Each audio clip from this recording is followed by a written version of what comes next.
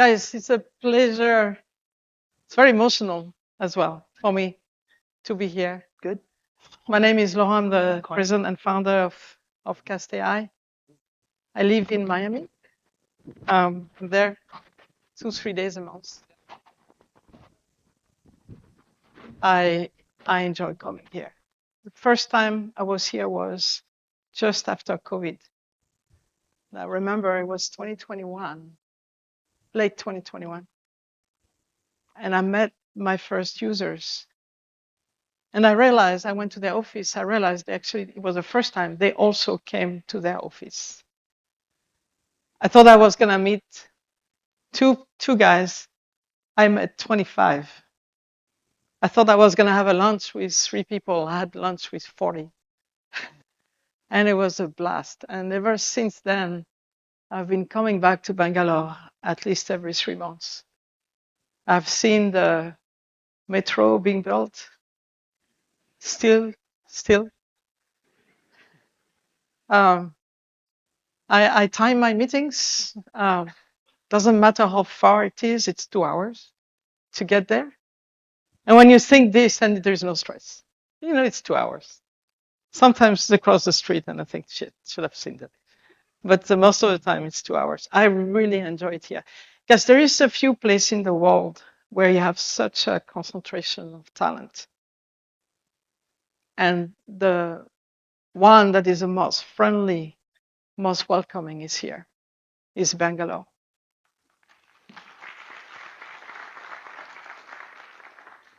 My first users became my friends. I have them on WhatsApp.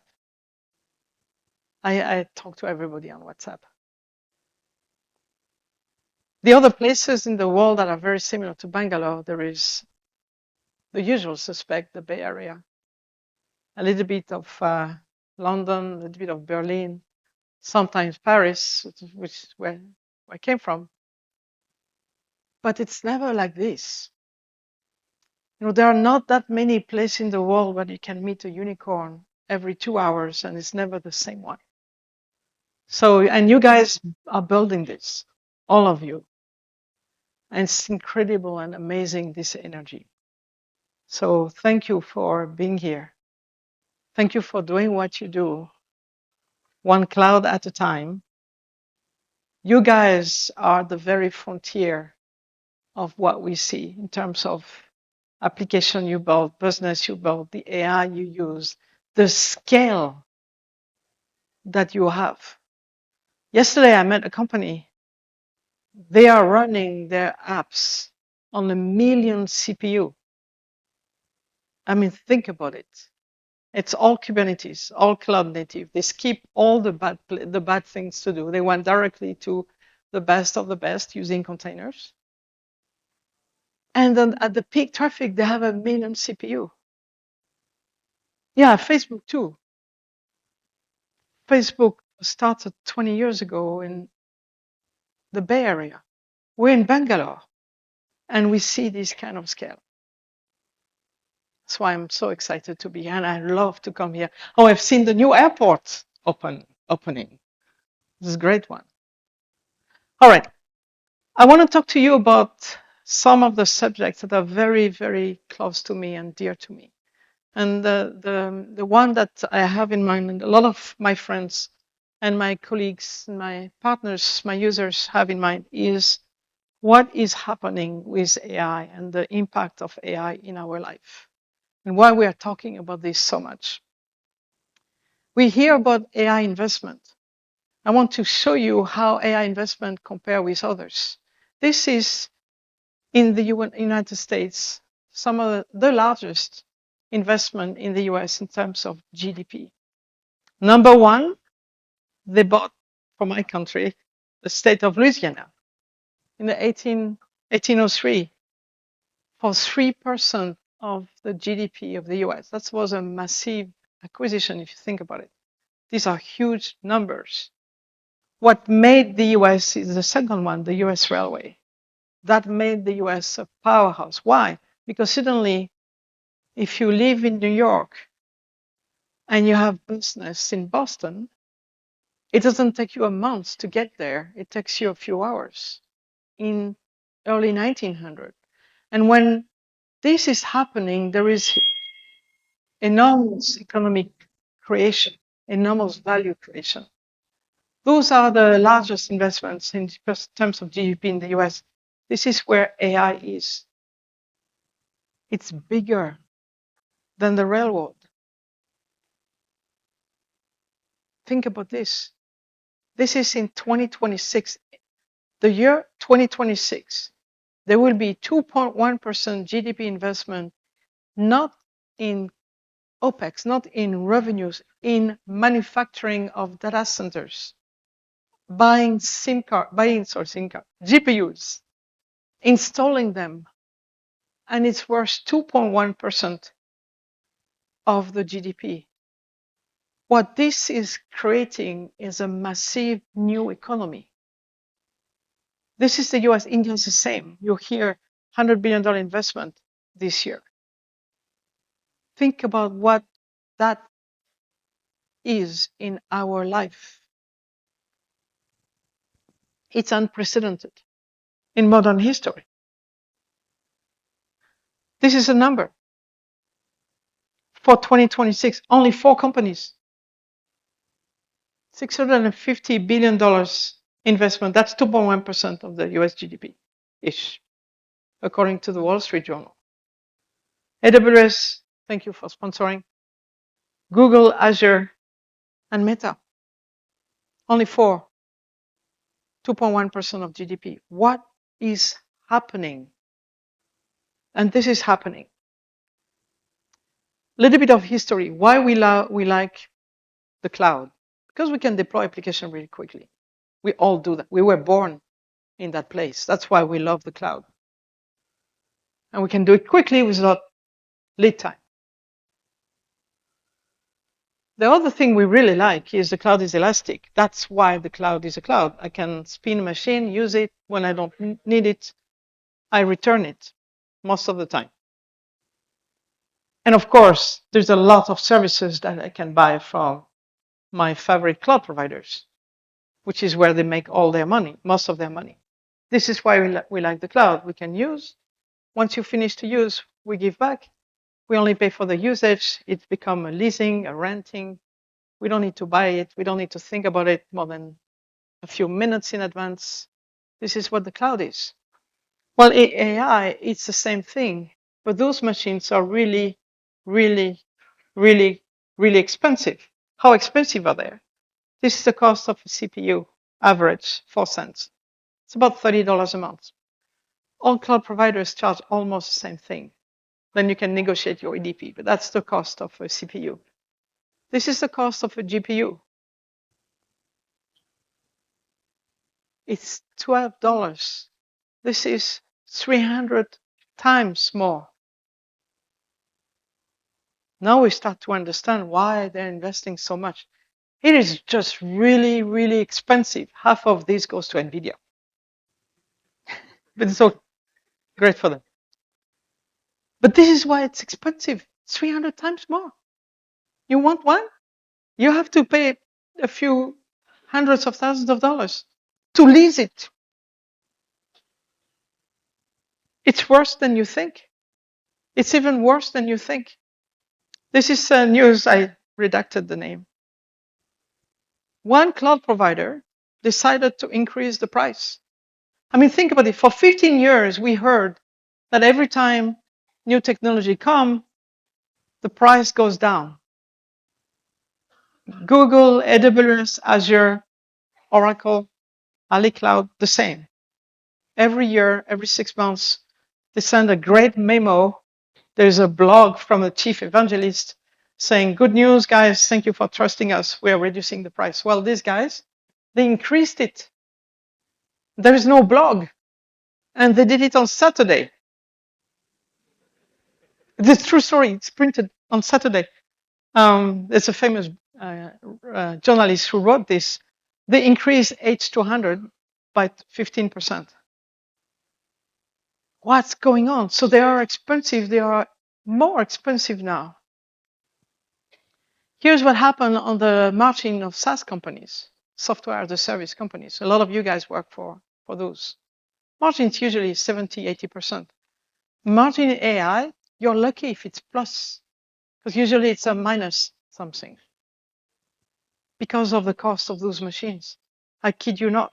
The entire economy of AI exists because venture capitalists are paying for negative margin so that NVIDIA can manufacture more chip and keep 50% of it. This is what's happening in the market. Be very careful. Ask your company what's your margin if you use GPUs. Make sure you're on the positive territory. Most of AI companies are not there. That's called VC investment. That's why the VC are famous. That's what's happening. But then those machines are very, very valuable. Here's an example of what it changed. This is top 100 jobs that may be impacted by AI. Okay, don't be in that list. Can't read it. That's great. Yeah, there is a place for IT there. Don't be in that list. Be in this one. This is a top 100 job that will benefit from AI. Be in that list. By the way, DevOps engineers are in that list. I checked this morning. DevOps really love automation. AI brings automation. Great job. Software engineers, great. You're in that list too. Senior software engineers. Also, you're in that list. Why? You use this to code faster. But here's the problem. I made a Zoom. These guys are on the losing side. Look at this. Junior financial analyst, not a good job, not a good idea to be a junior financial analyst right now. But the one who benefits is a senior investment banker.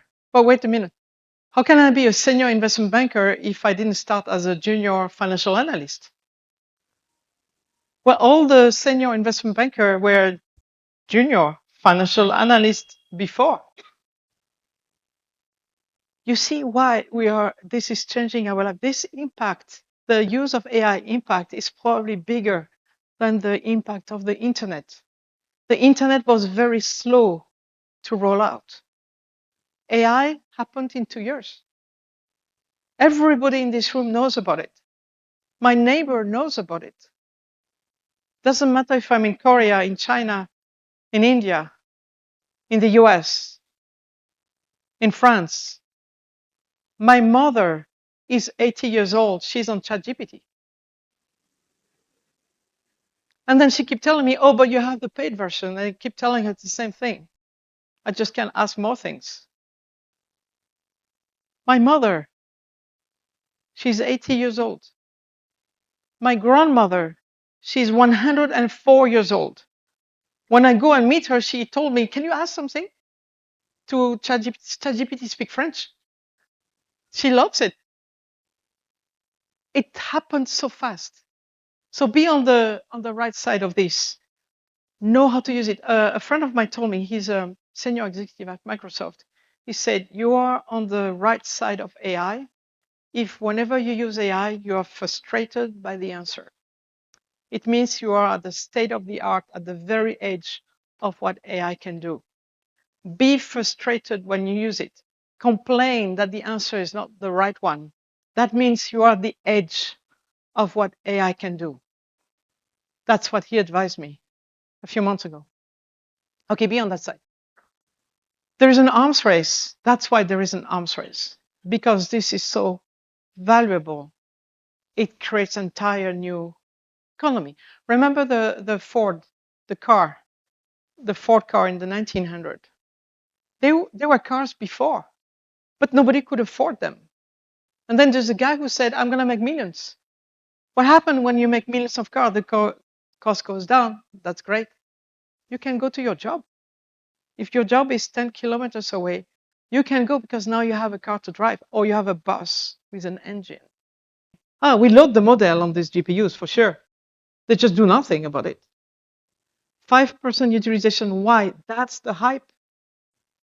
You know, when you go to Google and you say, I need 1,000 Hooper H100, they'll tell you, yeah, but you have to buy them for 3 years. And they'll be, I'm a human.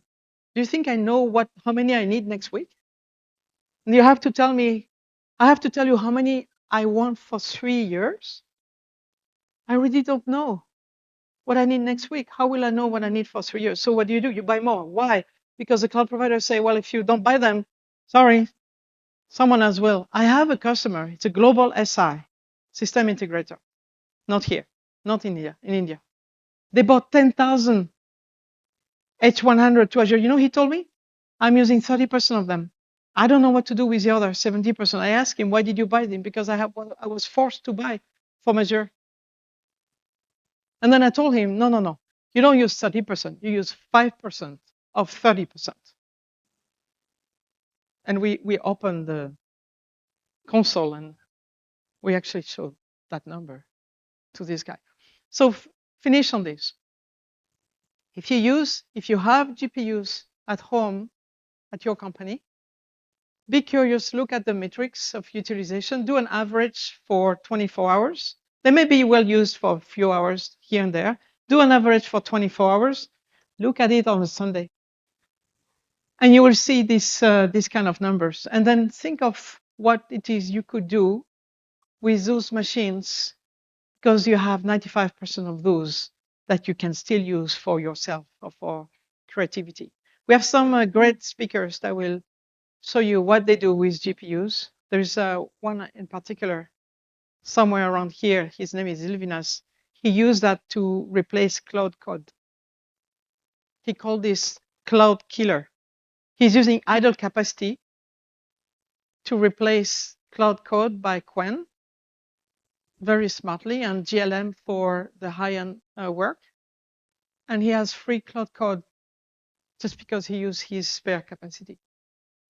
So think about this when you go back and think of what you can do with all the capacity you have. You'll be surprised. And this is really good news. Thank you very much, guys.